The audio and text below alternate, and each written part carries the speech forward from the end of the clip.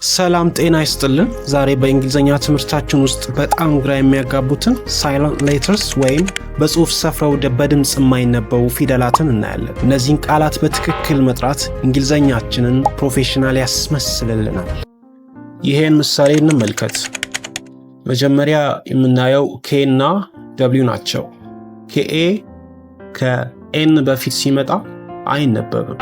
ለምሳሌ ይሄ ናይፍ እንጂ ክናይፍ አንልም። ደብሊው ደግሞ ከአር በፊት ሲመጣ ይጠፋል። ለምሳሌ ራይት ተብሎ ይነበባል ማለት ነው። ሌሎች ምሳሌዎች ለምሳሌ ይሄኛው ኒ ኬ አይነበብም። ኖ ናይት። በእነዚህ ምሳሌዎች ደግሞ ደብሊው አይነበብም።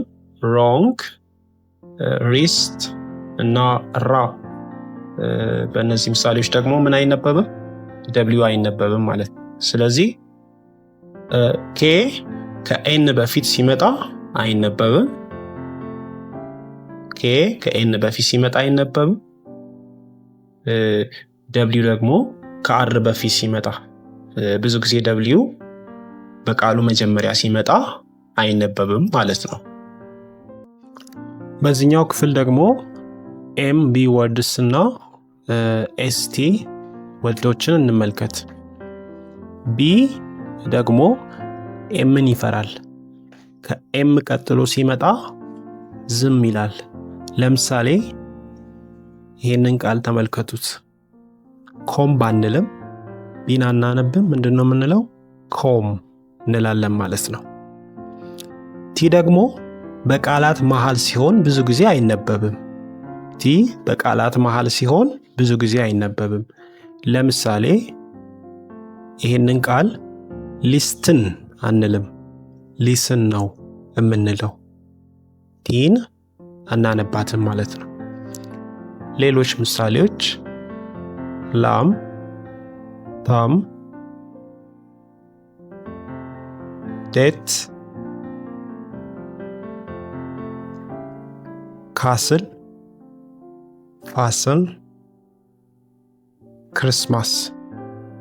እነዚህ ቃላት እንግዲህ በዚህ ክፍል ውስጥ የሚጠቃለሉ ናቸው። በዚህ ክፍል ደግሞ ከበድ ወደሚሉት ጂ፣ ጂኤች እና ደግሞ ኤች እንግባ እስቲ። እነዚህ ትንሽ ከበድ ይላሉ። ለምሳሌ በዚህኛው ቃል ሳይን ነው የምንለው። በዚህ ሰዓት ጂ አይሰማም። ላይት በምንልበት ሰዓት ደግሞ ምን አይነበብም? ጂኤች ሙሉ በሙሉ አይነበብም፣ ይጠፋል ማለት ነው። ኤች ደግሞ ለምሳሌ እንደ ሃወር ባሉት ቃላት ውስጥ መጀመሪያ ላይ ቢሆንም አይነበብም ማለት ነው። ለምሳሌ ዲዛይን ጂ አይነበብም። ፎሬን እዚህ ጋም ጂ አይነበብም። ናይት ጂኤች አይነበብም። ፓውት ጂኤች አይነበብም። እንደገና ኦነስት ኤች አይነበብም። ኦነር በሚለው ላይም ደግሞ ኤች አይነበብም ማለት ነው። ስለዚህ እነዚህ ትንሽ ከበድ የሚሉ በመልመድ ዕለት በዕለት በመደጋገም እና በማየት የምናውቃቸው ናቸው ማለት ነው። አንዳንዶች ደግሞ ምንም አይነት ህግ አይከተሉም። ለምሳሌ አይላንድ ስንል ኤስ አለች፣ ግን እንደሌለች አድርገን ነው የምናየው። በዚህኛው ቃል ውስጥም ሳመን ነው የምንለው። ኤል አለች፣ አትነበብም። እነዚህን እንግዲህ አንዳንዶችን ኤክሰፕሽኖችን በልምድ መያዝ ይኖርብናል ማለት ነው።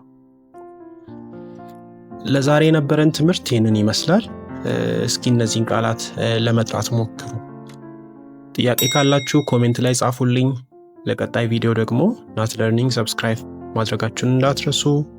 በኦንላይን ለመማር የምትፈልጉ፣ በአካል ለመማር የምትፈልጉ ደግሞ በዚህ ስልክ ቁጥር እየደወላችሁ መመዝገብ ትችላላችሁ። መልካም ጊዜ።